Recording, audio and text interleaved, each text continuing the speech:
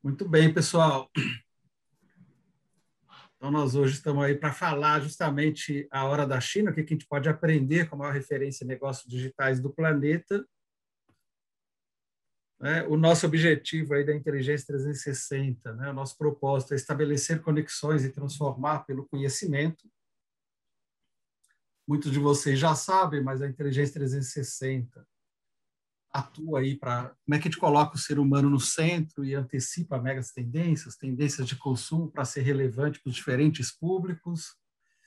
Esse profissional T, que é o profissional que tem uma visão generalista e, ao mesmo tempo, ele é um especialista, e como que as pessoas se tornam fluentes em dados, e enxergam além dos números, porque não é só para olhar para o número, olhar para as pessoas, e uma empresa orientada por dados aí para identificar oportunidades e para melhoria de resultado. Então, esse é o nosso foco. Claro, as pessoas no centro, pessoas que atuam com empresas que desenvolvem seus processos, que pensa na tecnologia e que usa a informação para ser, de fato, uma empresa orientada por dados, trabalhando aí esses pilares. Uma novidade aí para vocês que têm assistentes, analista, o trainee ou profissional da área comercial que é júnior, a gente vai começar aí no dia 2 de junho, a cada 15 dias, 19h30, que eu estou chamando aí de encontros inspiradores. Como é que a gente pega esse pessoal que está no começo de carreira, como é que a gente dá dicas para eles? É um bate-papo, vai ser quinzenal, para a gente levar algum conteúdo. Eu espero convidar alguns de vocês aí, que vocês possam ter este pro bono voltado para esse pessoal que está começando a vida profissional, né? Então, essa é a ideia. Nosso webinar pode durar até 1h30, normalmente dura 1 hora, mas se precisar mais, a gente está aqui. A gente vai ter aí a apresentação do convidado, vai ter perguntas que podem ser feitas aí pelo chat ou Q&A ali durante todo o webinar. Na segunda parte aí, a gente pode abrir aí o microfone e tudo, para quem tiver interesse em entrar ao vivo ali no debate com a gente. Vamos colocar mais dinâmica aí para quem tiver interesse, é só se manifestar e a gente cria aí um bom agito, né? Este webinar será gravado, então vai ficar disponível para quem não assistiu. Nós vamos agora começar aí a nossa noite com o Felipe Leal, né, que é sócio e head da Startse da China. Eu vou parar por aqui, Leal, e vou deixar com você, né? Deixar você falar aí, que é melhor do que eu. Tá bom, obrigado, Legário. Pessoal, boa noite, um prazer estar aqui com vocês. Bom, vou me apresentar muito rapidamente. Podem me chamar de Leal, porque a gente tem muitos Filipes. Agora já tem uns 10 Filipes aqui na Startse, então é mais fácil a gente se identificar pelo sobrenome. E hoje eu respondo pela operação da Startse na China. Eu vou contar agora na apresentação, tem um slide que fala rapidamente sobre a nossa história na China. E na verdade, eu comecei na Startse aqui. A Startse é uma empresa que tem mais ou menos 5 anos e eu entrei na empresa para criar a vertical corporativa, que a gente fala, né, para ajudar empresas estabelecidas a se conectarem com esse universo de inovação, empreendedorismo, startups. E durante 3 anos, quase 4, eu me dediquei a isso. Dentro desse papel, muitas empresas começaram a demonstrar interesse em entender o que estava acontecendo na China, não só no varejo, em diversos setores. E foi aí, então, que eu acabei indo para a China para falar, bom, se eu quero falar de China ou vender China para as empresas, eu preciso entender um pouquinho do que é a China. E então foi a partir dali, isso foi em 2018, a partir dali começou uma jornada apaixonante em torno de entender ou tentar entender, decifrar um pouco do que é a complexidade da China. E nesse processo, no final de 2019, a gente tinha um sócio que tocava a operação lá, desde 2018. Ele decidiu voltar para o Brasil, acabou saindo da empresa, e então eu assumi a operação lá, fui para lá, enfim, fiquei um período ali para integrar com o time e tudo mais, voltei para o Brasil, preparei a família toda para embarcar, e aí, quando eu estava com o pé dentro do avião, eclodiu toda a pandemia aí. Então, por isso, eu estou no Brasil, como eu falei antes, eu estou no Brasil, mas vivo a China intensamente. E, enfim, e a partir dessa impossibilidade de estar na China, a gente começou a desenvolver uma série de iniciativas, e algumas a gente vai compartilhar aqui com vocês hoje, para falar de China e tudo que está acontecendo por lá, não só agora no período de pandemia, mas desde já bastante tempo. E como que a China conseguiu virar de uma imagem, ou está no processo de virar uma imagem de um país que, né, copia, etc. e tal, para um país que exporta inovação. E o varejo é um dos temas de destaque nesse processo. Então, é um pouco por onde a gente vai navegar hoje. Então, rapidamente, me apresentei para todos aí. Eu vou começar compartilhando aqui, vou botar um vídeo na tela, o vídeo vocês estão vendo aqui, nesse cantinho aqui, é um curso que a Startse criou, está na segunda turma agora, depois no final a gente fala um pouquinho mais dele, mas é um vídeo para aquecer aí os motores, e aí eu entro com a apresentação.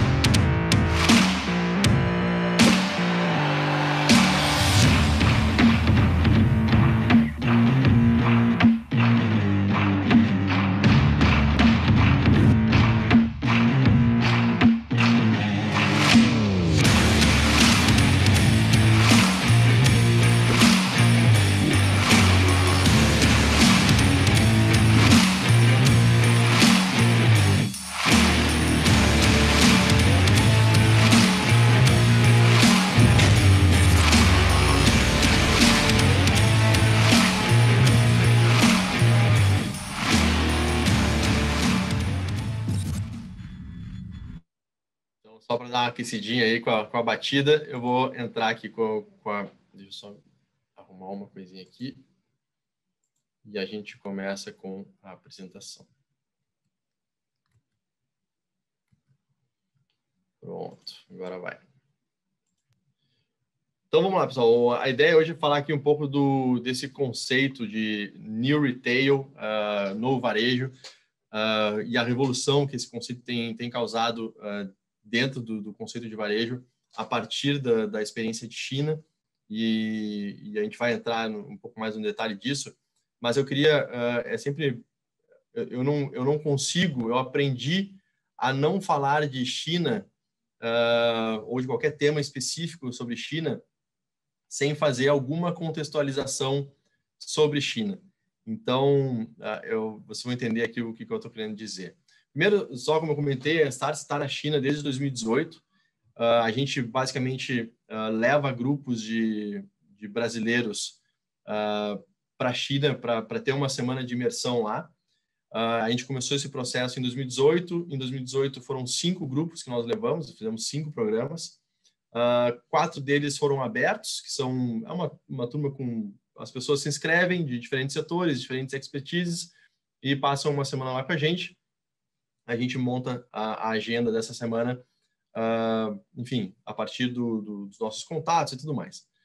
Desses 5 programas, 4 foram nesse formato, e um deles foi o que a gente chama de exclusivo, que é quando a gente constrói a agenda para uma empresa, ou para um grupo de pessoas, e essa agenda é construída a 4 mãos. Por que eu estou contando isso? Porque em 2019, de 5, a gente saltou para 22 grupos. E isso mostra o crescente interesse das pessoas e das empresas pelo que estava acontecendo lá. Tanto que desses 22, 15 deles foram exclusivos, ou seja, o interesse muito forte de empresas realmente querendo entender, aí de novo, diferentes setores, inclusive do varejo. Então, já são mais de 1.000 brasileiros que estiveram na China com a Startse. A gente tinha uma previsão de ter mais de 30 grupos em 2020, mas aí veio a pandemia e a gente está aí, infelizmente, ainda sofrendo as consequências de tudo isso, mas um pouco do cenário da Starcy na China, tá? A apresentação de hoje eu vou pautar ela nesta sequência que vocês estão vendo aí, que é exatamente usando o acrônimo da palavra China. E isso a gente usa para refletir o que as pessoas que vão para a China com a gente têm de experiência lá, quais os assuntos que são cobertos numa jornada de uma semana na China, e é nesta lógica que eu vou mostrar o conteúdo aqui para vocês hoje. O que é, rapidamente explicando, o que é cada uma dessas letras dentro dessa lógica, dessa experiência. A primeira letra que eu sei de contexto.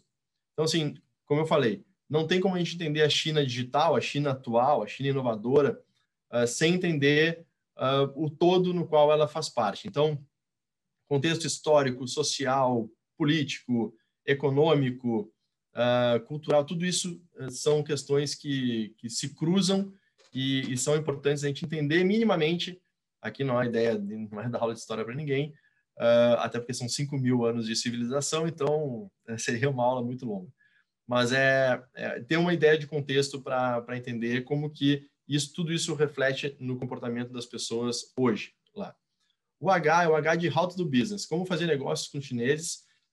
Conversa bastante com o C, e, enfim, tem uma série de protocolos, rituais até, que são importantes para quem já foi para a China, sabe disso. Tem um pouco desse cuidado em relação a isso. O I é o I da inovação. Esse é o principal de tudo que a gente vê lá, e o que eu vou falar para vocês hoje aqui, que está aqui os modelos de negócios, as tecnologias, as empresas inovadoras, as startups, enfim, tudo que tange o tema da inovação. O N são os novos ecossistemas. E aí aqui tem duas visões do N. Uma são os polos de inovação, as cidades mais inovadoras da China. Basicamente são 4, Pequim, Shanghai, Hangzhou e Shenzhen. Depois eu falo um pouquinho mais de cada uma delas. E o outro olhar de novos ecossistemas são as Big Techs. Então, essas grandes empresas de tecnologia que viraram, de fato, verdadeiros ecossistemas em si. Então, aqui eu vou mencionar alguma delas para vocês também. E o A, fechando essa experiência, é o A da ação, que é como que a gente consegue traduzir as coisas que a gente vê e vive nessa experiência para a nossa realidade aqui no Brasil. Então, isso é o que a gente cobre na China. Então, nessa experiência presencial, e que o meu conteúdo aqui hoje vai usar essa mesma lógica. Eu não vou falar do H, eu não vou falar do A, eu vou focar mais no C, bastante no I e um pouco no N também. Então, vamos lá, um pouco de contexto só para todo mundo ficar na mesma página. Eu não sei se vocês estão vendo aí o mapa mundi, e eu não sei se vocês percebem uma pequena diferença desse mapa mundi para o nosso mapa mundi. Não sei quem percebe o que tem de diferente nesse mapa mundi. Se alguém quiser escrever no chat aqui, fica à vontade, estou de olho. Mas tem uma questão fundamental aqui, que é aonde está exatamente, o Sandro matou ali a charada, a China no centro. Então, se a gente pegar o próprio nome China em mandarim, é Zhongguo. Né? Se a gente separar a palavra, Zhong é meio, centro, né? Na tradução mais livre, e Guo é país, nação. Então, assim, é o país, ou como eles falam lá, o império do meio. Então, por quê? Porque a China está no centro.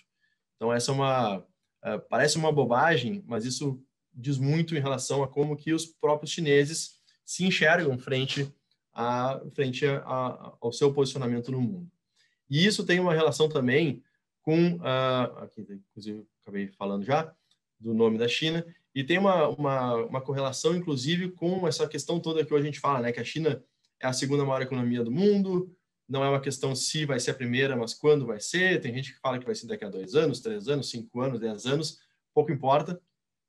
Mas para o chinês, o que acontece, né? Nós, em geral, os ocidentais e nós brasileiros, a gente nunca precisou muito aprender sobre China, né? No colégio, na escola, na faculdade. E o que a gente enxerga da China é essa parte final desse gráfico aí. Esse gráfico ele mostra a representatividade no equivalente ao PIB das principais nações. Então, quando a gente olha a parte final aqui, a gente vê a China como a segunda maior economia do mundo e num processo crescente nas últimas 3, 4 décadas. Isso é o que normalmente a gente enxerga e é o que a gente está vivendo. Então, a gente vê a China crescendo. Mas quando a gente olha no histórico, e aqui esse histórico ele conta a partir do ano 1, a gente pode ver que, e essa é a visão do chinês como o império do meio, que a China sempre foi uma das principais nações mais relevantes do mundo. Sempre foi, durante muitos anos, foi esse cenário. Só que eles foram perdendo terreno a partir ali de 1800 e alguma coisa, no que eles chamam de século da humilhação, onde tiveram diversos conflitos, enfim, e eles acabaram perdendo muito dessa representatividade. Isso casa também com a ascensão dos Estados Unidos como potência, e então esse é um cenário mais recente. Em 1949, a China, como a gente conhece, com essa bandeira, com esse nome, enfim, ela é fundada, a República Popular da China, pelo Mao Zedong, Mao Tse-tung, chame como quiser, e a China vive um período ali de 30 anos onde esse cenário de declínio ele não muda, quando a gente olha em perspectiva histórica. O Mao morre em 76, assume o Deng Xiaoping, e esse cara é o grande responsável pela reabertura da China para o mundo. E a partir daí, então, claro que eu estou ultra simplificando aqui, a China retoma esse lugar que eles consideram sempre foi deles. Então, só uma perspectiva histórica aqui para vocês. E uma outra coisa que é legal de ver, esse gráfico ele mostra aqui, a barrinha vermelha é o PIB, então o PIB crescendo, exatamente a partir do momento em que Deng Xiaoping assume o poder, a liderança lá do Partido Comunista, e esse PIB vem crescendo nesse ritmo alucinante que a gente vai vendo, vem presenciando, vários outros presidentes passaram, mas o que eu gosto de mostrar aqui? São 3 fases dessa ascensão. A primeira, que foi liderada por Deng Xiaoping, é o período de reformas econômicas e abertura para o mundo. E é aqui que eles cunham esse termo muito peculiar, o sistema deles é um socialismo com características chinesas. E essas aspas, essas com características chinesas, é aquela letrinha miúda, né, na propaganda. Assim, aqui vira a salada, porque todos os rótulos que a gente queira dar, e eu confesso que a primeira vez que eu fui com todos eles na mala, você volta de lá e fala, caramba, o que é isso? Eu já não sei mais o que é o quê, porque essas características chinesas realmente é onde eles acabam quase que criando um salvo-conduto para experimentar uma série de iniciativas que acabaram levando para esse período de crescimento. Um segundo momento é o momento da urbanização, a China como uma fábrica do mundo, plataforma de exportações, esse rótulo que que o mundo botou e que a China se botou, de ser a copiadora do mundo, de copiar o que está acontecendo nos lugares e fazer igual, replicar isso lá dentro.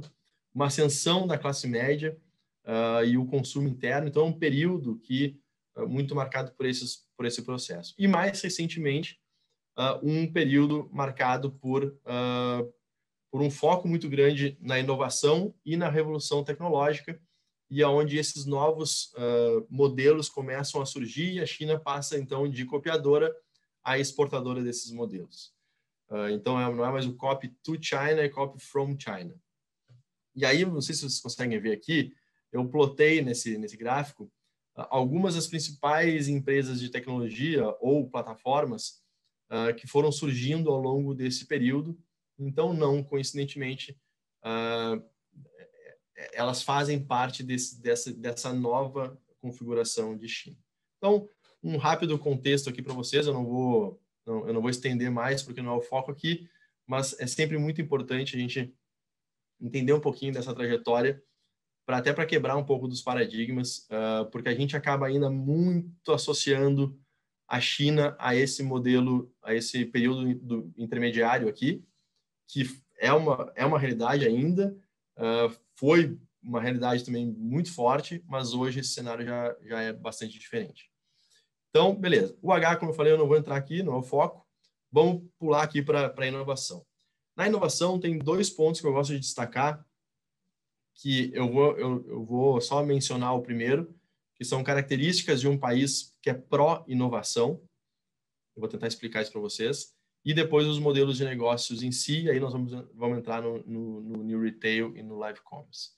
Quando a gente fala de características de um país de inovação, a gente tem que entender que, e para mim isso foi um choque, compreender isso, enfim, nas vezes que eu fui para lá, que a China ela tem como resposta padrão, obviamente tem um governo super presente, pesado, enfim, que interfere em tudo, mas eles têm, por incrível que pareça, uma dinâmica onde as pessoas, apesar de serem também super disciplinadas e super, né, tradicionais e têm a cultura muito forte, elas são muito abertas à inovação.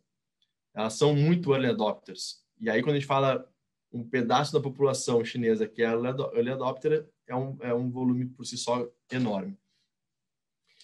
Então, assim, quando surge alguma coisa, um modelo novo, uma tecnologia nova, a resposta padrão como país, do próprio governo, é deixa rolar.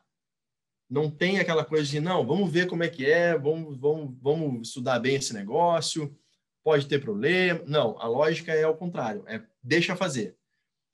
Deixem as empresas nascerem, é quase que deixa o mercado se autorregular. Só que eles estão observando. Então, se eles entendem que aquela iniciativa que era positiva para o mercado, né, para as pessoas, enfim, ela começa a gerar algum tipo de risco sistêmico de qualquer natureza, aí eles vão fazer a intervenção. Então, mas a resposta padrão, isso é muito importante a gente entender, a resposta padrão é uma resposta positiva. Não, deixa fazer. Outra coisa que é importante de características são, a China hoje, ela tem no ranking das principais universidades do mundo, pelo menos no ranking das 50 principais, ela deve ter umas talvez 15 universidades, aí juntando Hong Kong, entre as principais universidades do mundo. E a gente não conhece. A gente conhece as americanas, as europeias, tal, mas as chinesas a gente não conhece. As 2 principais, Peking University e Tsinghua, as 2 em Pequim, são super destacadas, mas praticamente as pessoas não conhecem aqui. Mas isso por si só, beleza, não é sozinho, não teria grande impacto. O problema, problema entre aspas, é que eles formam, isso são dados ainda de 2016, já está um pouco desatualizado, quase 5 milhões de pessoas, de formandos, todo ano, em ciência, matemática, tecnologia, enfim, o STEAM, né, aquelas áreas mais relacionadas a esse mundo de tecnologia que a gente vive hoje. Então, assim, é um ensino de alta qualidade num volume muito grande. Então, isso gera uma força de trabalho altamente qualificada no tempo por lá. Então, são algumas características assim, que só para reforçar essa presença de China se transformando num país pró-inovação. Quando a gente fala de modelos de negócios, eu queria destacar, de novo, como a gente tem ainda referência muito de China copiadora, etc., a gente tem porque isso, de fato, aconteceu e ainda acontece em alguma medida. Mas essa figura é legal porque ela mostra, ao longo das décadas, das últimas 2, 3 décadas, a transformação desse modelo de copiar e colar, né? De copiar o que está acontecendo e replicar aqui. Então, tem alguns exemplos ali de copiar e colar, copiar e integrar, que, por exemplo, o caso do WeChat, um dos super aplicativos deles, copiar e melhorar, e aí tem o caso dos trens de alta velocidade. A China, agora não me lembro exatamente o ano, mas talvez até 20 anos atrás, praticamente não tinha trens de alta velocidade, e hoje ela tem muito mais do que o dobro de todos os países somados. Então, assim, é uma velocidade incrível. Copiar e fazer o redesign, né, do negócio. Então, assim, os telefones chineses a gente não acessa tanto, mas super bem, né, tem aquele negócio da Apple, designed em Califórnia, made in China lá. mas eles têm os Xiaomi e Huawei e outros super equipamentos muito bons e muito bonitos. O design para os meios de pagamento, por exemplo, super disseminados, escalados, etc.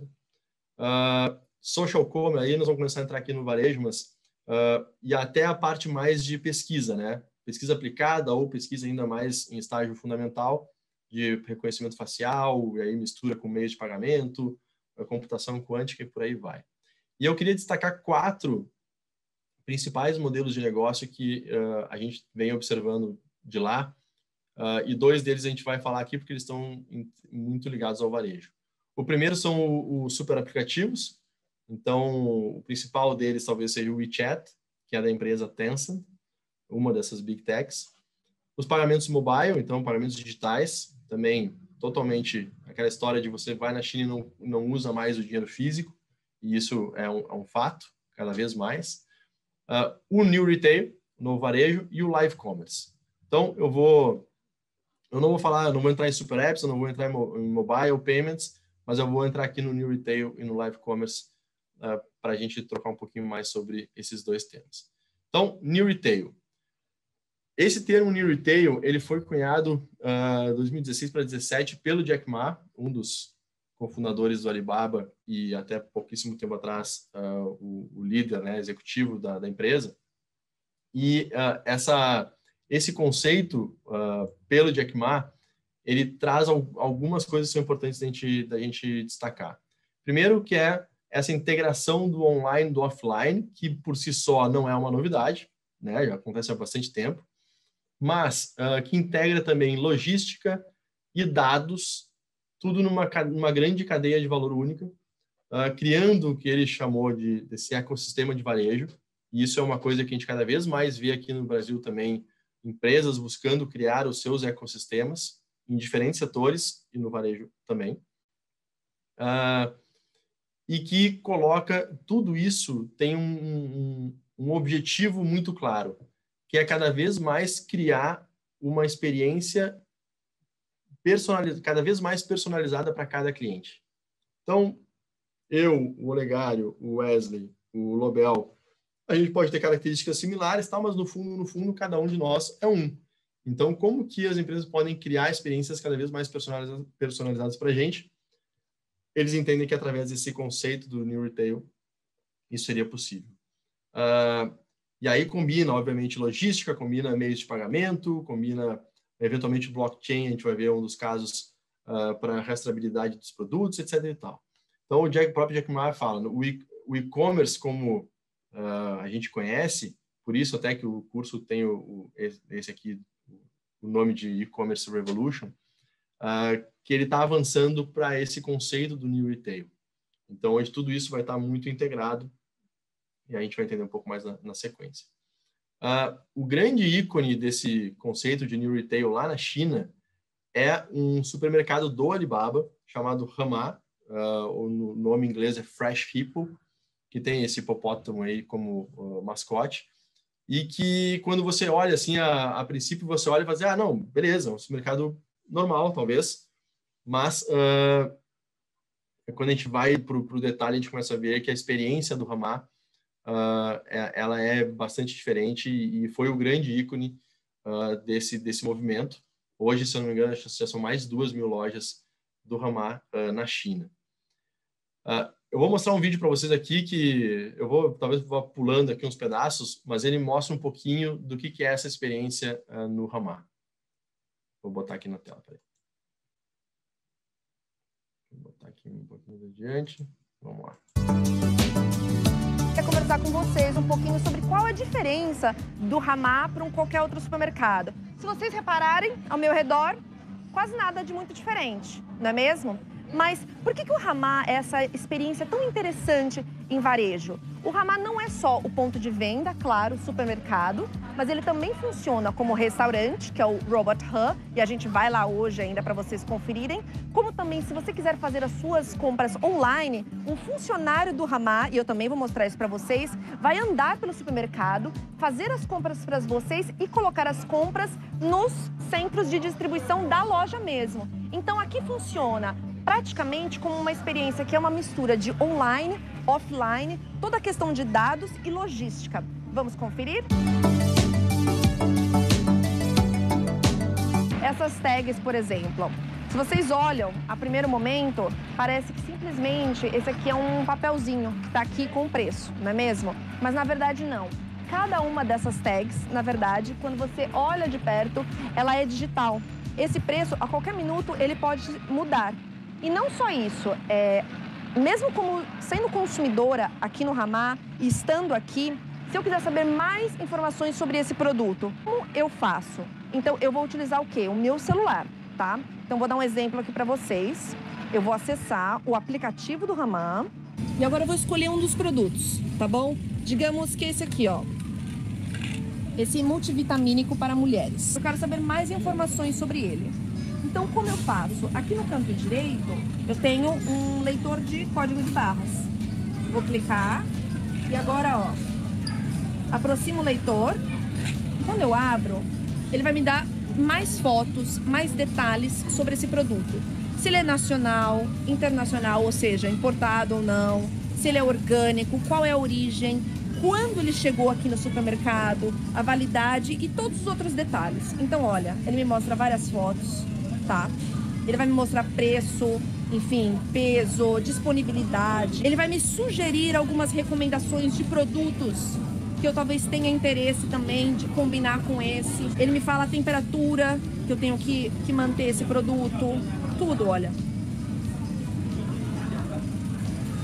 Todas as informações. Se esse Ramá for próximo 3 quilômetros da minha casa, ele pode fazer entrega na minha casa em até 30 minutos.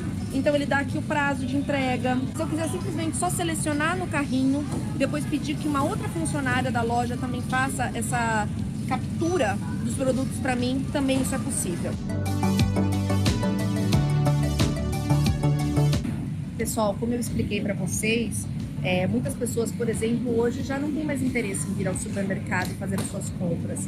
Então, o supermercado ele não é apenas um ponto de venda, ele também é um centro logístico. O que acontece? Todas as compras que são feitas online, próximas dessa loja especificamente, os funcionários da loja vão fazer a compra para você. Então, como vocês podem olhar ali, ó, uma funcionária da loja com uma cestinha cinza e ela está fazendo as compras que uma pessoa que provavelmente pediu online.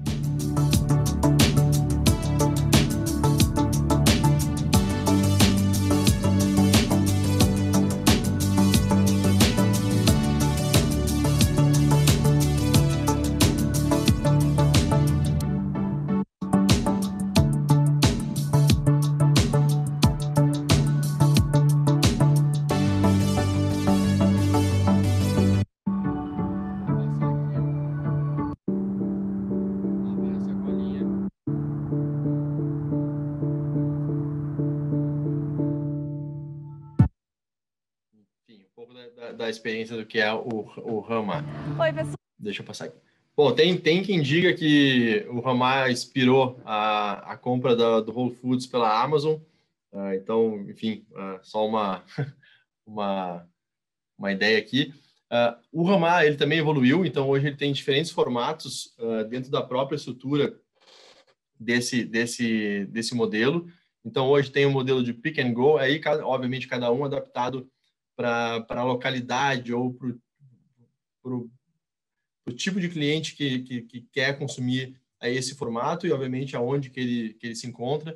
Então, o Pick and Go está mais nos metrôs, o Fast and Fresh mais em centros de negócios, Farmers Markets nos bairros mais residenciais, o Mini, que são essas lojas de bairro, hoje a gente vê bastante por aqui também, e o próprio conceito do Fresh Hippo, ou do Ramá, hoje indo para o conceito de shopping. Então, o primeiro deles foi em Shenzhen, do Fresh Hippo Mall, onde esse conceito da entrega você pode comprar em qualquer loja do shopping e se você mora em até um raio de 3 km, eles lhe entregam em até 1 hora. Então, são variações desse conceito e desse modelo do próprio Ramá.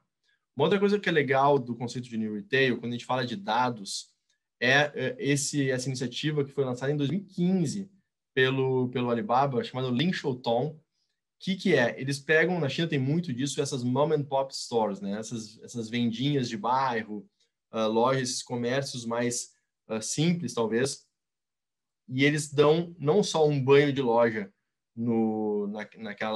naquele comércio, mas principalmente eles fornecem todo o sistema de gestão da loja. Então, seja da venda da loja em si, né? Tanto no Analytics, ali, toda a gestão de software, no mobile também, mas principalmente toda a gestão de compra e relacionamento com os fornecedores. Em vez de ele ter que lidar com milhares de fornecedores, centenas de fornecedores, o próprio Alibaba, aqui através dessa iniciativa, faz essa administração para esse comércio. Então, são, de novo, variações do mesmo modelo. Aqui no Brasil, obviamente, todo mundo conhece Magalu, todo mundo estuda hoje Magalu, e não à toa, porque, de fato, é quem melhor tem traduzido esse modelo chinês para a realidade aqui no Brasil, e isso eles fazem de uma forma explícita e completamente aberta. Essa é uma carta dos resultados, dentro da divulgação de resultados do Magalu, lá do último trimestre de 2019, onde eles mencionam e destacam exatamente isso. Eu vou botar aqui na tela, que eles aderiram e começaram a fazer todo um trabalho para se transformar de uma empresa que eles chamam empresa linha para uma empresa plano, ou seja, uma plataforma, e esses conceitos ponto, linha e plano são conceitos trazidos nesse livro, Alibaba Estratégia de Sucesso, que foi escrito pelo Ming Zheng, que foi o estrategista-chefe do Alibaba durante muitos anos. Então, de novo, abertamente inspirado no modelo, e hoje isso volta e meia retratado na própria imprensa, como o Magalu buscando ser o Alibaba brasileiro, ou fazendo referências a essa transformação na China. E essas referências não são à toa, não só porque eles explicitamente falam isso, mas se você vê a forma como o Alibaba mostra o seu ecossistema, essa é uma forma de como eles fazem isso, porque esse ecossistema ele é enorme. Hoje a gente tem a mesma figura para o Magalu.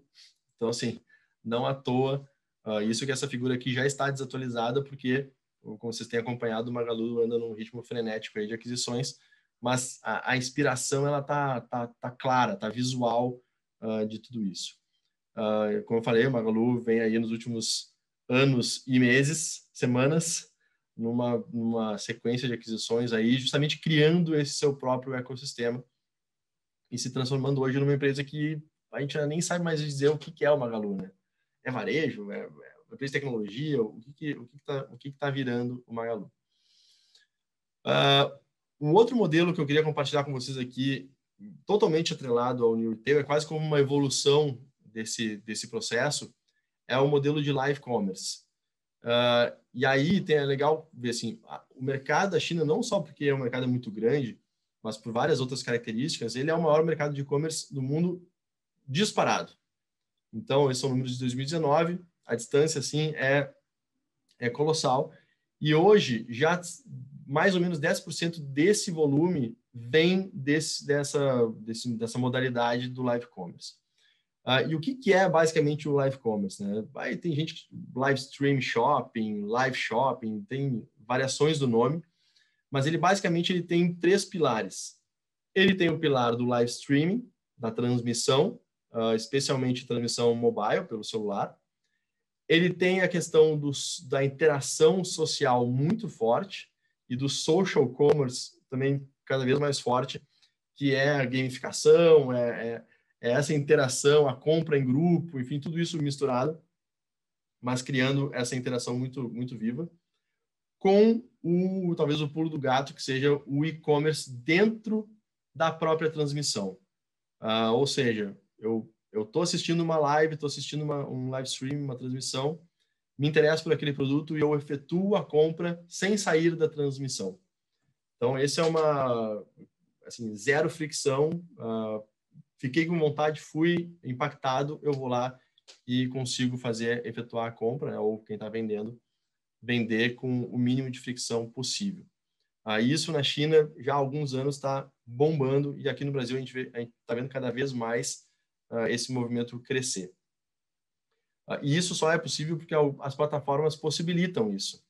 Aqui no Brasil, até meados do ano passado, a gente não tinha nenhuma plataforma que possibilitasse fazer isso, né, o end-to-end desses 3 pilares, e a partir do meio do ano passado começaram a surgir as primeiras plataformas que possibilitam fazer isso aqui no Brasil também. Uma delas, inclusive, está como parceira nossa no curso, que é a Live, que é um dos sócios, que é o Gabriel Reginato, é justamente um cara que morou na China há muitos anos, trabalhava numa das, como eles chamam de TP, né, os Tmall Partners, que são como se fossem agências que ajudam marcas a venderem através das plataformas do Alibaba. E ele voltou para o Brasil na pandemia, identificou a oportunidade, criou a plataforma e tá indo super bem. Eu vou mostrar para você. Eu não vou passar aqui o vídeo, mas dentro do live commerce tem vários fenômenos que hoje a gente vê acontecendo em relacionados a eles. Que na verdade o live commerce também é meio decorrência dele, que é o 11 do 11, o Double 11, Singles Day, o Dia do Solteiro lá na China, data encampada pelo Alibaba, que hoje já vende muito mais sozinha do que toda a Black Friday americana, enfim. Então é um movimento que é o maior evento do comércio eletrônico do mundo hoje, também já com alguma folga. E muitas experiências do live commerce e do próprio New Retail, da logística, dos dados, tudo isso também é experimentado dentro desse grande evento que acontece em novembro. Aqui dentro do live commerce tem uma coisa que é legal destacar, e uma das coisas que eu acho mais bacanas do modelo é que ele pode ser feito tanto por grandes marcas, grandes empresas, e que podem utilizar grandes influenciadores, como lá na China eles chamam os KOLs, que é os Key Opinion Leaders. Esse aqui é o rei do batom, o Austin Lee, que é o segundo principal influenciador na China de live commerce. A primeira é uma mulher chamada Via, que vendem bilhões, literalmente bilhões, nas suas lives. Hoje são empresas, eles são empresas, mas são caras, assim, é o topo da cadeia, né? Então, para fazer analogia com as grandes marcas que têm investimento e podem fazer superproduções, etc. Mas uma coisa muito legal desse modelo é que ele também pode ser feito na outra ponta, na ponta mais humilde, mais simples. Nesse caso aqui, é o live streaming sendo aplicado para produtores rurais na China, que vendem as suas produções diretamente de onde elas estão sendo plantadas e produzidas, utilizando essas ferramentas para vender. Vou botar um vídeo bem rapidinho aqui só para vocês visualizarem.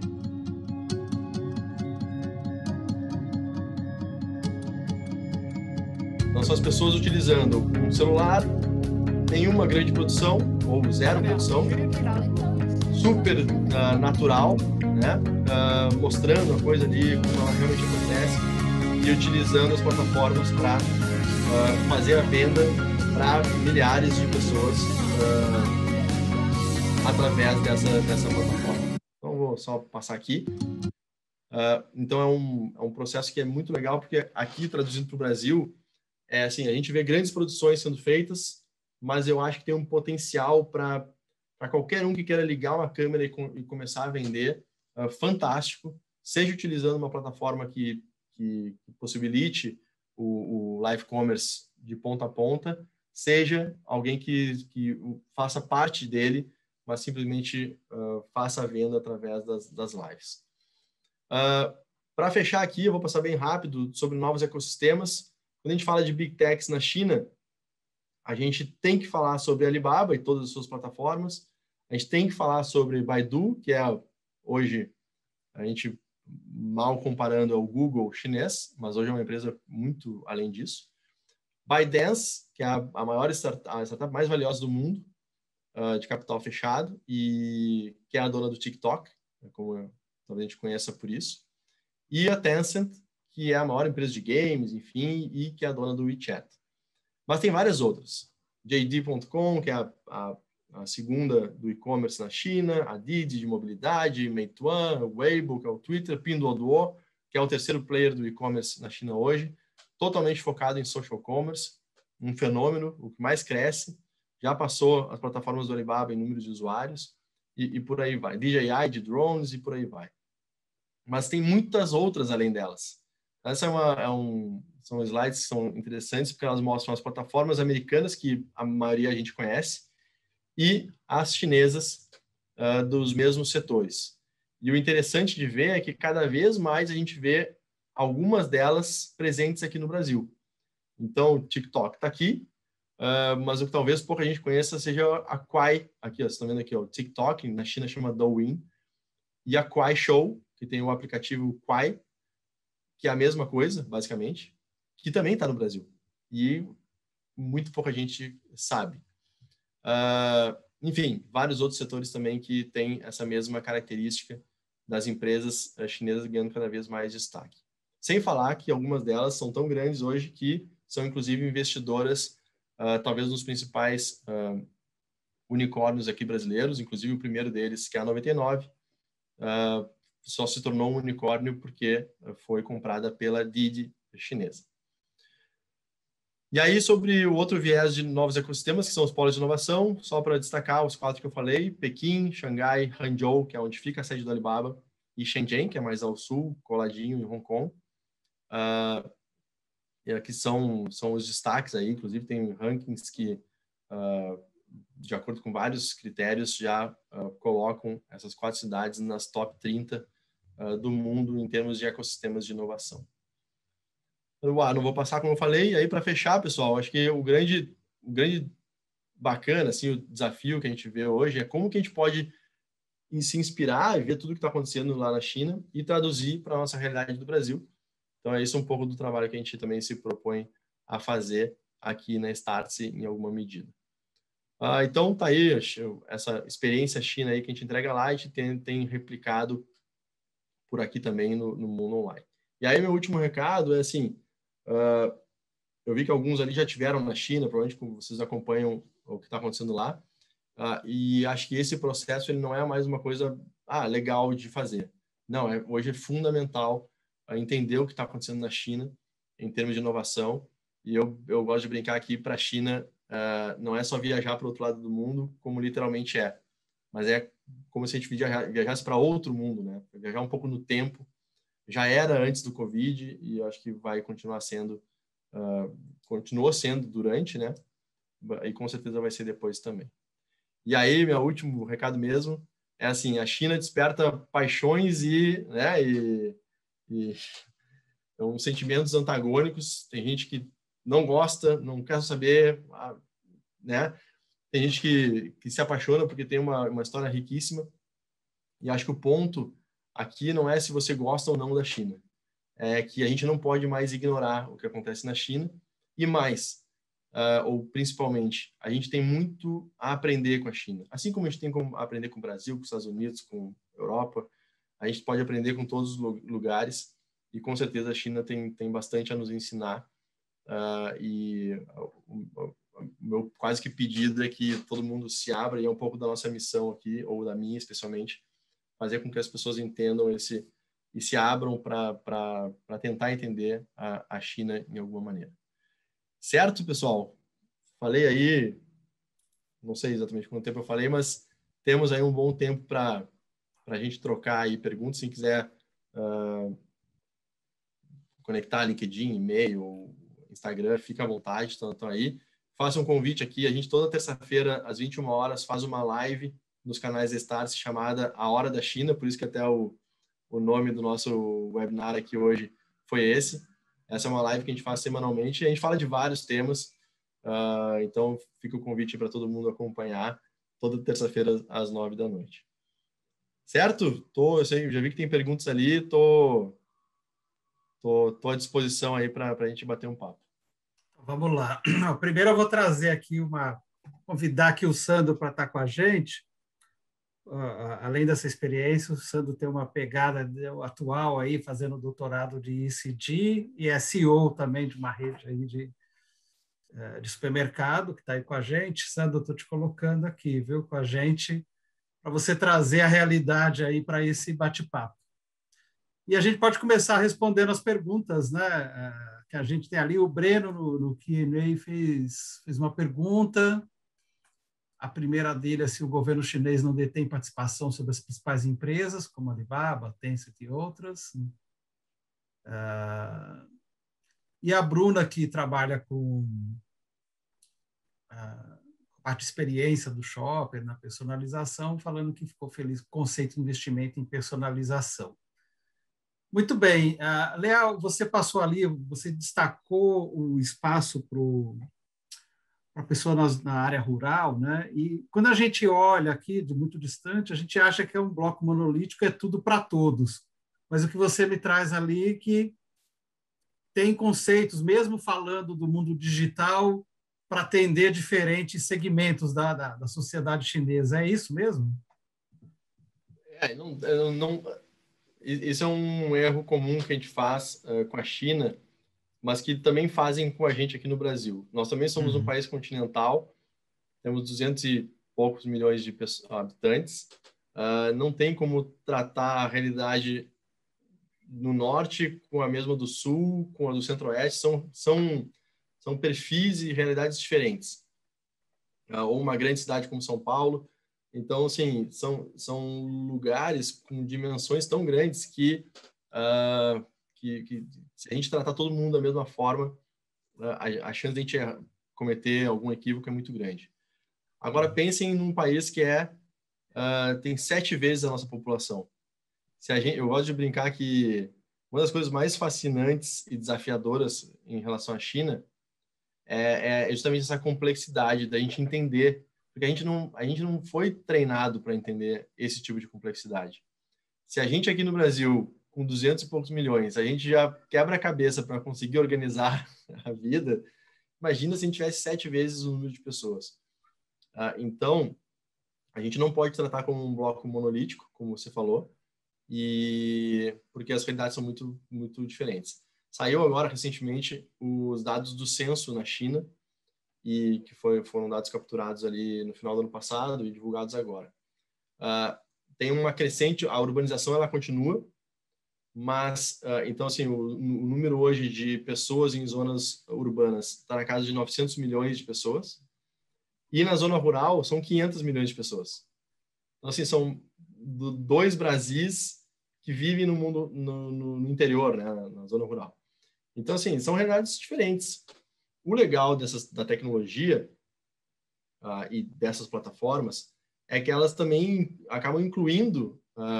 imagina, uma pessoa que está lá no interior, não sei de onde, da China, vendendo a sua produção de alface, para quantas pessoas ela não está acessando a venda disso através dessas plataformas?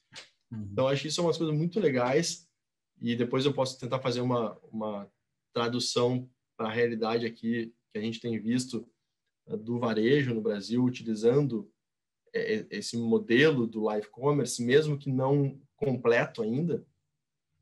Mas é isso, assim, ele permite que os extremos utilizem basicamente a mesma ferramenta para ter o seu alcance ampliado.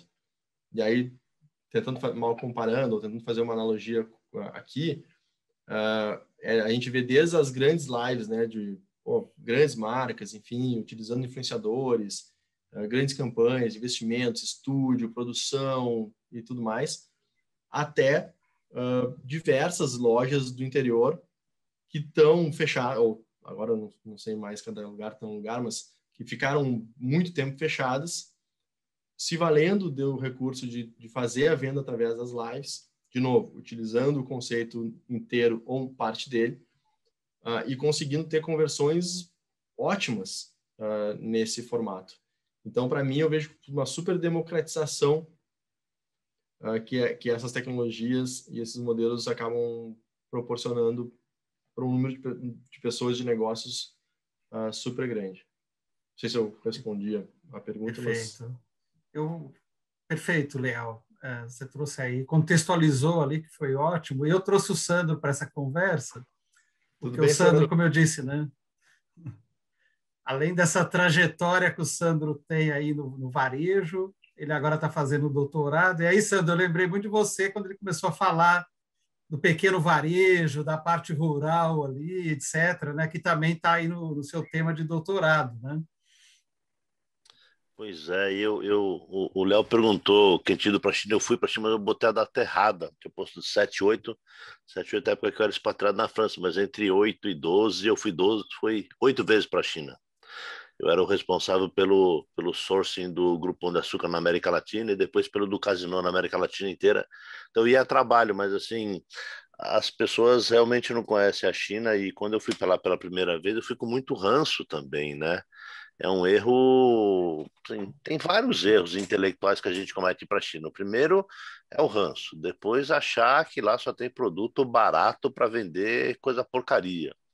Depois não entender aquilo que você falou, dos códigos de conduta de tratamento com o fornecedor, né? Eu me lembro, vou contar uma história longa, vou fazer curto. Uma vez um fornecedor me fez até lá, fez uma besteira, fez tudo errado.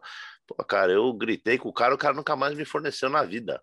E assim, o cara tava todo errado. Então, assim, tem algumas coisas de conduta que a gente só aprende indo para lá. A gente fala, outra coisa que eu conto da China, né? Puxa, bom, eu tenho alguma experiência nessas cidades que você foi, mas eu ia para outras também. Uma que eu costumo convidar todo varejista aí, que você certamente deve ter ido, mas a maioria das pessoas não vão, é Yiwu, que por causa daquele shopping gigantesco, daquela base de coisa pronta lá, as pessoas não sabem que é um shopping de mais de 1 quilômetro de frente, assim, só por você falar o tamanho do shopping já vale a pena aí para quem gosta de varejo.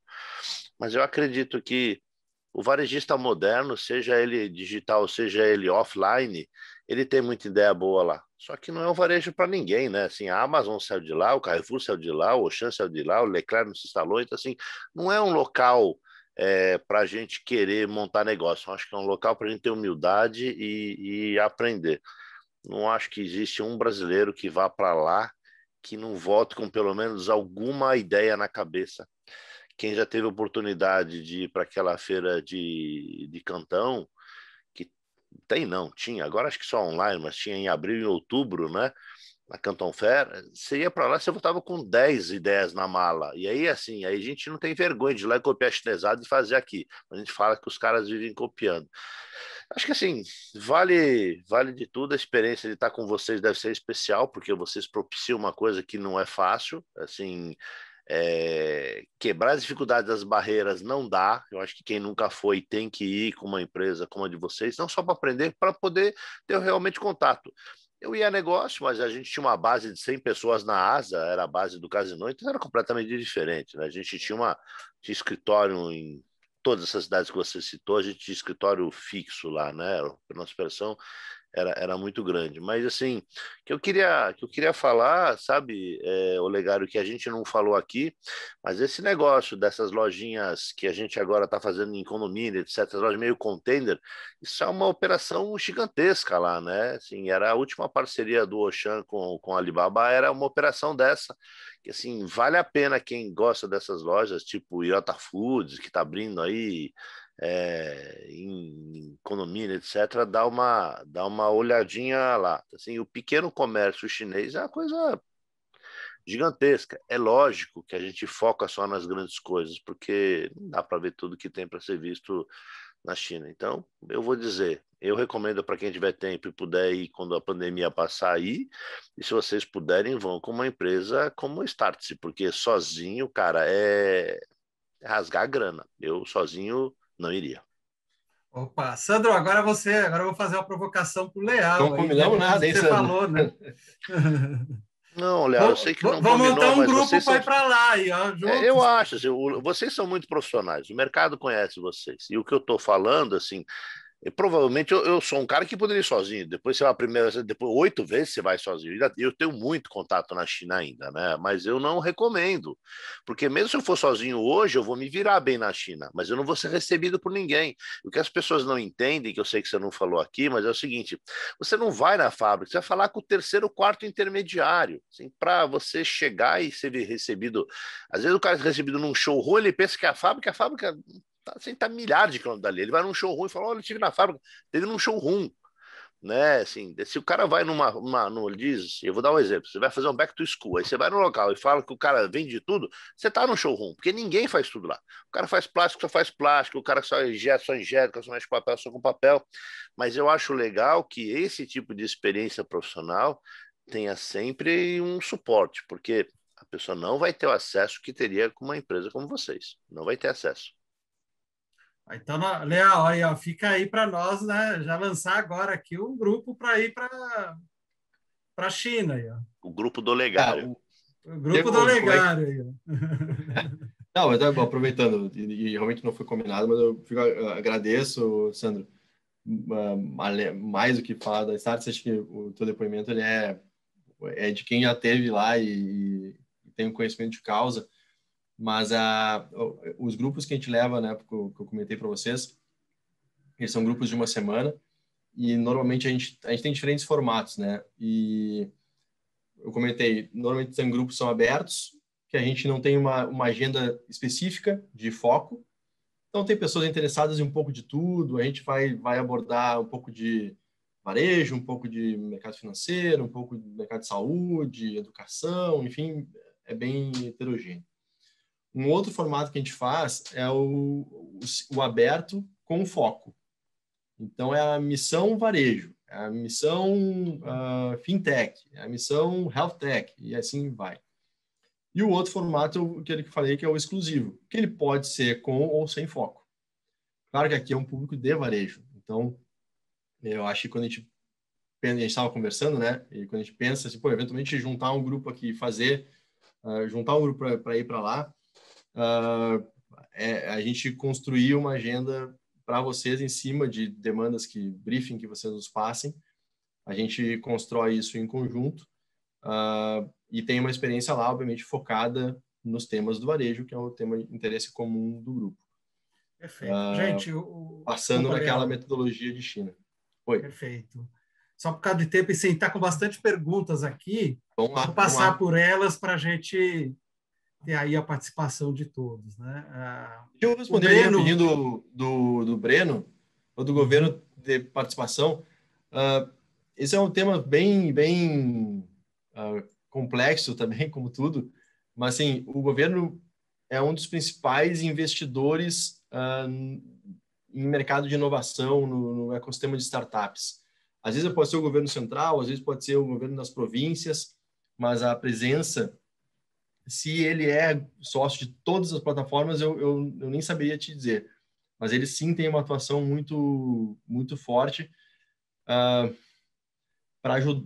como um desenvolvedor desse mercado todo. Eles têm a inovação e tecnologia como uma coisa central dessa nova China, né, que se projeta como a principal economia do mundo e que tem essa briga aí tecnológica com os Estados Unidos e tudo mais. Então, eles realmente são muito incentivadores desse processo. Tem toda a conversa lá que as grandes empresas, né, e as tecnologias não são diferentes, tem lá os grupos de membros do partido que ficam dentro das empresas e então tem uma dinâmica muito própria deles que eu não vou nem entrar no mérito se é bom, se é ruim, se é certo ou errado, não, senão a gente vai entrar aqui numa briga, numa discussão que não vai nos levar a muito lugar, mas é um pouco da realidade. Então eu não sei te responder assim se é em todas as empresas, mas possivelmente algum tipo de participação das principais deva ter, com certeza de influência tem.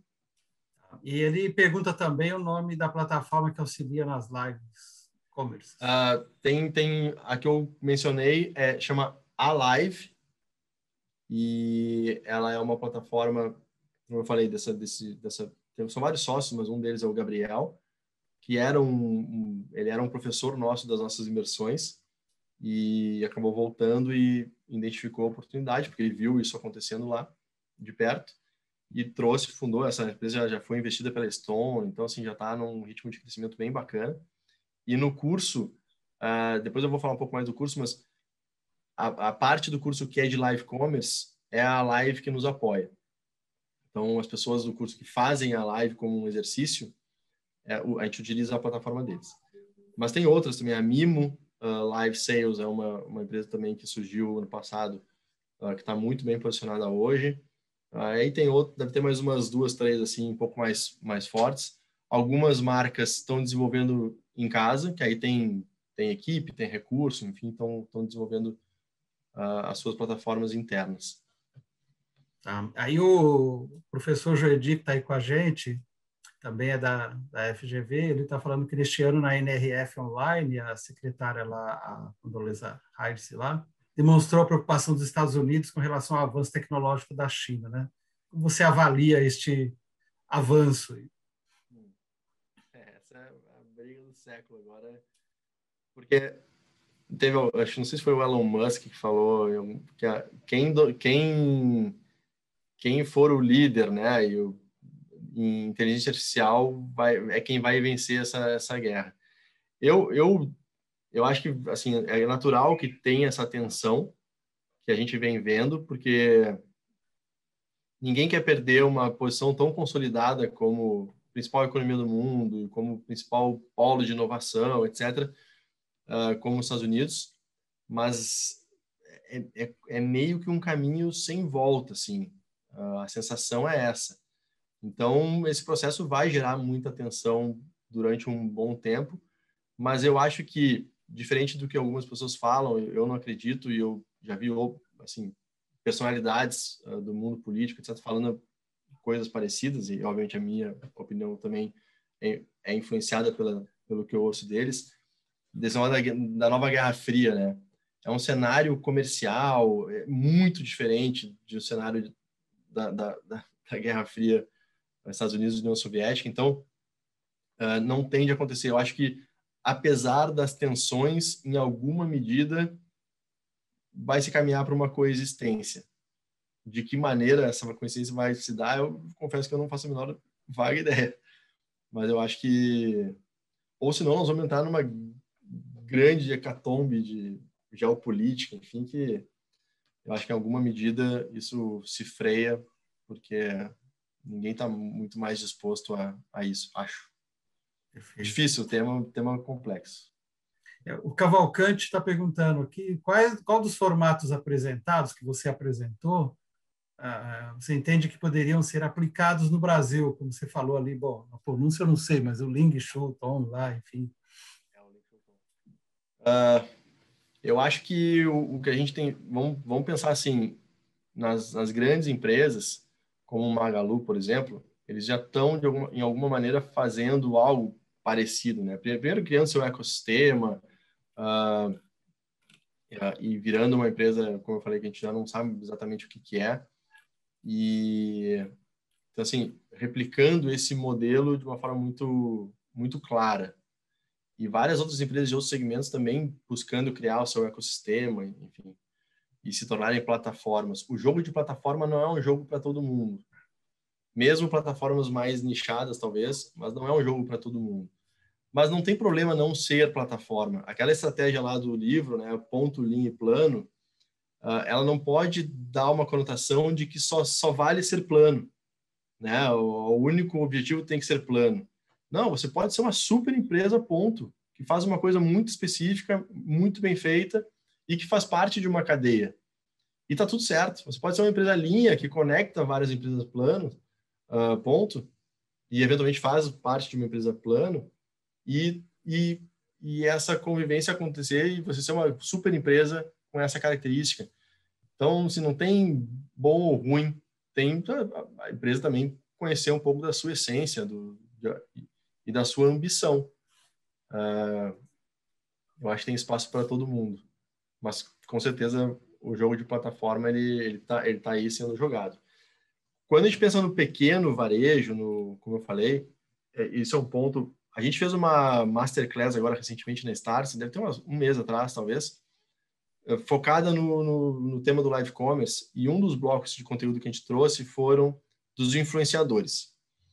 E aí a gente fez questão de trazer uma celebridade, a gente trouxe o Pyong Lee, acho que todo mundo deve, não sei se todo mundo conhece, participou no Big Brother no passado e tal, participou de lives com americanas.com ano passado, agora está fazendo algumas ações com o AliExpress, E a gente trouxe uma outra pessoa, que é a Jana Moraes, que inclusive vai estar no curso. A Jana, ela é uma precursora desse negócio de vender por lives. Ela foi 4 anos do Shoptime. Tem essa outra confusão. Então esse negócio é Shoptime. É parecido, mas é diferente. Mas ela trilhou todo esse caminho de Shoptime, depois ela foi para fazer lives no Facebook, para algumas marcas, e hoje ela está no modelo também do Live Commerce. E por que a gente trouxe os dois, né? Ela também tem muitos seguidores, tal, mas anos-luz abaixo do Pion. Mas ela é uma pessoa técnica, e esse é o papel que ela vai ter no curso. Ela é uma pessoa ela é uma apresentadora de lives. E ela faz lives para marcas, desde construtoras a magazines, talvez nem tão conhecidos como marca nacionalmente, mas ela tá vivendo na prática essa coisa do varejo um pouco menor, que não é o Magalu, que não é a B2W, enfim. E é muito legal de ver, porque é um pouco isso que a gente falou antes. Todos esses modelos, todos esses formatos e tamanhos e oportunidades estão aí e tem muita gente aproveitando. Então... Aí, Léo, desculpa te interromper, mas você falando, eu vendo aqui algumas pessoas que estão participando, como o Nelson Alexandre, o Cavalcante, o seu Paulo Penac, o Sandro, que está orientando o doutorado dele para pequena empresa, e eu estou juntando com o que um amigo meu fala, que é o Fernando Ferreira, ele é diretor de uma rede de farmácia, ele fala para ele, a guerra agora, em termos de loja, de abertura de loja, é no interior do interior, né? Tanto o atacarejo indo para cidade com 50 mil habitantes, 40 mil, um atacarejo e tal. E a gente também, eu estou atendendo um cliente que ele tem uma cidadezinha lá que tem menos de 30 mil habitantes e está cheio de rede de farmácia já, então... Aí ele fala, não, Legário, não é interior do interior, é o Brasil profundo. Né? E quando eu penso no Brasil profundo, aí olhando para a China, o que você entende como tendência, quer dizer, do ponto de vista dessas soluções, que chega para o Brasil, mas para esse Brasil, né, para esse... Não é para, como a gente já disse aqui, né, Sandra, não é chegar para o Itaí, não é para chegar para São Paulo. É esse Brasil profundo.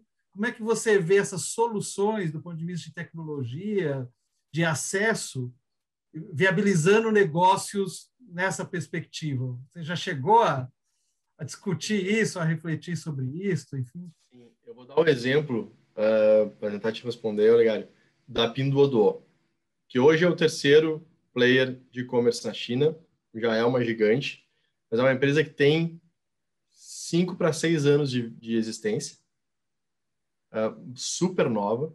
Ela já entrou num cenário onde você tinha Alibaba e JD.com gigantescas, então a gente poderia dizer, não tem espaço para outro. E como é que eles começaram e a estratégia foi de muito sucesso.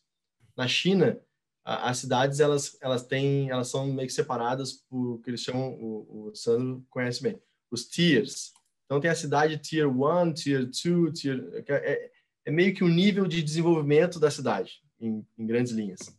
Então Xangai é uma cidade tier 1, Pequim também, Hangzhou acho que estava em 2, está indo para 1, enfim.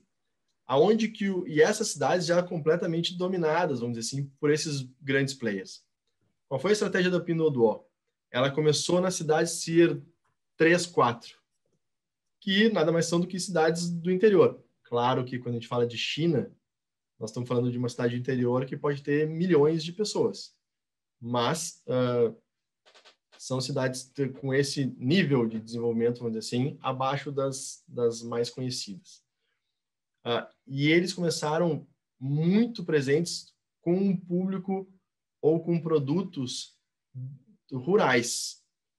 Como eles têm a essência deles é o social commerce, essa compra em grupo e tal, mas não é um compra em grupo que a gente conheceu aqui no Ocidente, da Groupon, etc e tal, que normalmente você acessava um desconto para algo que estava em descarte. Sabe aquela coisa que não vendeu muito, aí você bota para compra em grupo. Lá não. Lá eles faziam para produtos de primeiríssima necessidade, ou que as pessoas buscavam muito o tempo inteiro. Não era aquela coisa, né, o produto B, sei lá, era o que realmente as pessoas estavam buscando. Com gamificação, Mas então, eu estou contando um pouco dessa história. E hoje eles cresceram absurdamente. E em pouquíssimo tempo ocuparam um espaço muito importante. Eu estou contando a história deles porque eu acho que eles foram pelo caminho do interior, assim, simplificando a resposta. E utilizando de um modelo novo, que foi esse de social commerce, muito criativo, porque utilizando gamificação, fazendo com que as pessoas queiram voltar, criando uma condição de fato muito vantajosa para a compra em grupo versus a compra individual, porque você até pode comprar o mesmo produto individualmente no Pinduoduo, mas ele é muito mais caro do que se você atingir um número X de pessoas. Então, isso gera um engajamento fantástico. Então, acho que o interior tem oportunidades assim muito grandes. E aí, voltando para o live commerce, essa masterclass que eu comentei que a gente fez aqui na Startse, que eu falei do Pyong Lee e da Jana, a gente trouxe algumas empresas do interior daqui de São Paulo. Tem uma loja que participou chamada Divina Madrid. Nada mais é do que uma loja em São Carlos, eu acho que é uma loja só, e tá fazendo live toda semana, vendendo pra caramba, assim, super surfando o momento e o modelo. A gente trouxe uma outra empresa, chama Rei da Cutelaria, que fica aqui em São Paulo, na 25 de março, que o rapaz lá, que é da família, que é dona, ele virou quase... Ele se fez uma microcelebridade para quem é interessado em facas. E o negócio tá bombando, assim. Então, de novo, tem oportunidade para todo mundo. Uhum. Perfeito. Eu acho que até daria um tema, se você aí tiver interesse em algum momento, a gente fazer uma próxima live voltado para esse varejo, porque tem muita gente aí de porte pequeno que a gente poderia estar envolvendo, né? Tem o setor de atacadista, distribuidor, porque isso traz um impacto para esse setor também, né? Que a gente poderia pensar em alguma coisa aí até para criar essa dinâmica. Mas muito bem, eu acho que nas perguntas está aí, não sei se o pessoal tem mais perguntas, deixa eu ver aqui. Do Gilmário nós respondemos, do Breno também já respondemos. Posso falar rapidinho do curso aqui, Olegário? Opa, vamos lá. Eu vou projetar aqui para vocês, pessoal, a tela aqui. Deixa eu só tirar do vídeo, porque não é o vídeo que eu quero mostrar mais.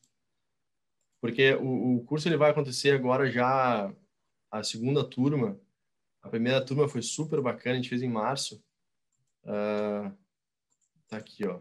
Até o nome desse curso, eventualmente para quem já viu, ele era New Retail Revolution. Mas por uma questão comercial, a gente adaptou para o e-commerce, e-commerce Revolution, porque o New Retail, a gente tinha que explicar o que era, né? Como eu contei um pouco para vocês, e o e-commerce todo mundo, mesmo que você não tenha o e-commerce, você sabe o que é. Mas basicamente é assim, a gente apresentar esse modelo chinês de varejo. Eu vou passar aqui diretamente enfim, um pouco dos professores. Eu faço esse curso em conjunto com o Yin Xie, que é da Chinovation, que é um dos grandes conhecedores dessa China digital, e a Camila está na China, ela é da uma empresa chamada Forseekers. Nós três fazemos a Hora da China, esse programa toda terça, e a gente tem alguns convidados super especiais. Então, assim, Xiaoming Yang, ele foi um ex-vice-presidente do próprio Alibaba, então um cara que ele traz todo o case Alibaba no curso, de quem viveu de dentro, fala diretamente da China, tradução simultânea, tudo bonitinho. A gente tem a presença da Magalu. Na primeira turma foi o Ricardo Rocha, que é um desses caras que está liderando esse movimento lá. A gente está vendo se vai ser ele ou não, mas teremos o Magalu no curso. A Magic, ela é uma das pessoas que hoje ela tem uma carteira digital como meio de pagamento, é um dos pilares lá do New Retail. Ela é também direto da China, chinesa, fala inglês, tal, com tradução. E ela foi uma das fundadoras que participou do time que criou o WeChat Pay. O WeChat Pay é a plataforma de pagamento do WeChat, que é esse principal super app chinês. A gente tem a Jana, então, que vai dar uma super aula sobre técnica de venda em live. O Gabriel, da live, que eu comentei com vocês também, vai estar junto com a gente aqui todo o curso. O André é um outro brasileiro que tem uma empresa de logística na China, então, para destrinchar esse outro pilar de logística do mercado chinês. A Dani também é outra brasileira que mora na China, participa de lives também lá. Ela é uma KOL, claro que com o alcance dela, mas tem uma dinâmica, tem empresa também de cosmético, então, assim, conhece muito.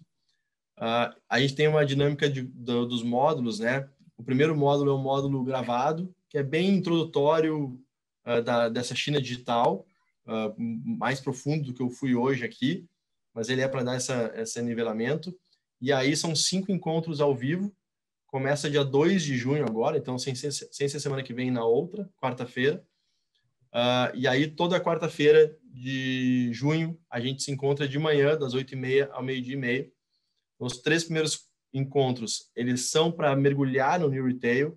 Então, aqui a gente são 4 horas em cada um desses encontros que a gente aprofunda todos esses conceitos. E os 2 últimos encontros são focados no live commerce. Sendo que o último, ele é o showtime, como a gente fala. É a hora de fazer a live, de fato, treinar, exercitar. Então, tá uma dinâmica bem, bem bacana. Então, fica aí o convite para quem quiser participar, e o Wesley tem uma boa notícia para todo mundo aí.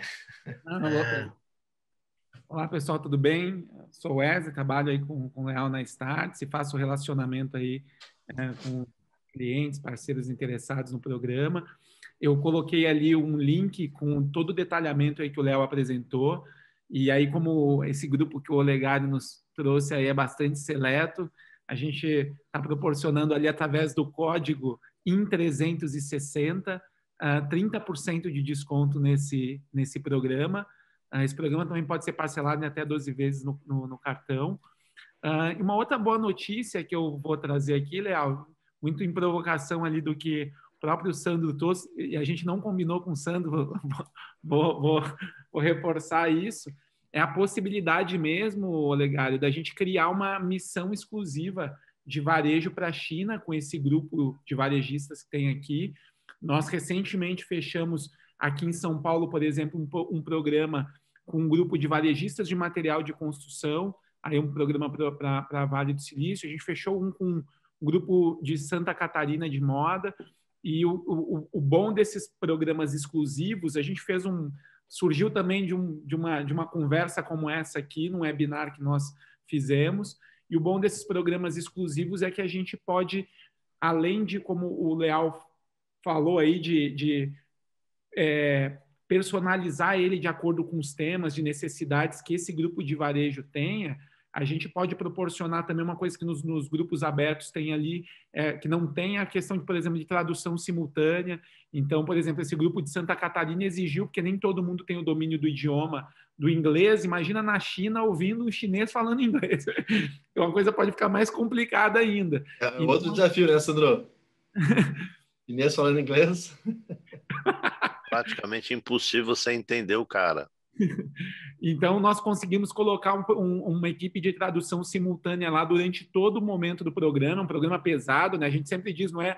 Se quiser fazer turismo na China, vai programa uma semana para o programa e a outra semana para o turismo, porque é de manhã até à noite, visitas às cidades, os locais aí de acordo com a demanda do grupo.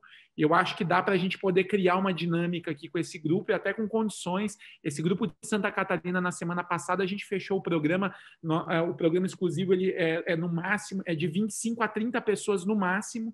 A gente fechou o programa em 2 semanas. Oi? Na China, 25. 25 só, tá? No Vale a gente conseguiu chegar a 30 por causa da procura, mas nós fechamos em 2 semanas porque teve alguns empresários lá que, olha, eu não quero ir sozinho, eu quero levar os diretores da minha empresa junto, e fecharam 2, 3 vagas, e aí a gente também conseguiu. Quando a gente também consegue um grupo assim fechando, a gente vai lá, né, Leal? A gente briga por um desconto especial, e no valor do investimento do programa também a gente consegue algo especial aí para o grupo. E aí fica a questão aí com o Olegário, tá, Olegário, da gente também pensar isso para o próximo ano, e aí também dependendo aí das sazonalidades do varejo. Esse grupo de moda, por exemplo, tinha algumas datas que eles não poderiam estar ausentes aqui no Dia das Mães, próximo ali de entrada de coleção, então eles selecionaram um mês. É importante entender aí dentro desse grupo o que seria uma data que pudesse ser importante, interessante a todos, e a gente embarcar nessa aí, ao invés de ficar só aqui no virtual, né, Leal? A gente tá ali, como o Sandro falou, a gente tem que ir lá conhecer, volta realmente transformado. Então a gente faz esse convite aí, essa provocação para você, Olegário. Tá feita a provocação aí, então. Vamos planejar isso aí, sim. Muito bem, gente. Acho que foi... Sandro, você trouxe aí, compartilhou um pouco da sua história, deu um depoimento aí que nem contava, que contribuiu bastante, mas você tem algo a acrescentar aí para a gente concluir o nosso encontro de hoje? Eu queria só falar que se você souber 2 palavras, aí uma aí o Léo já falou, se você souber falar Ni Hao e Xei Xei, sua vida já está 50% resolvida na China. Muito bem. Pessoal, bom, primeiro Wesley, Leal, Sandro, deixa eu agradecer aqui vocês por essa oportunidade de a gente estar junto e começar a entender esse contexto da China, esses diferentes modelos, etc. Isso aqui foi um aquecimento, espero que a gente tenha aí outras oportunidades. Aos participantes que ficaram com a gente aí até às 9 da noite, espero que tenha valido a pena, e a gente pode ver uma forma aí de continuar essa conversa. Valeu, Oré, obrigado. Então, gente, é isso. Estamos aí finalizando essa live com essas 2 provocações. 2 provocações, não, né? Um desconto de 30% para estar lá no curso, né, do E-Commerce Revolution, e também aí a provocação da gente montar esse grupo aí para ir para a China quando passar essa pandemia aí. Então, vamos trabalhar nisso, né, gente? Para viabilizar aí. Eu adoraria conhecer a China. Não conheço. Quem sabe aí não é a oportunidade. Obrigado, pessoal. Foi um prazer. Obrigado, Olegário. Sandro, prazer te conhecer também. Valeu, Wesley. Tchau, pessoal. Muito obrigado. Tchau, gente. Até mais. Tchau.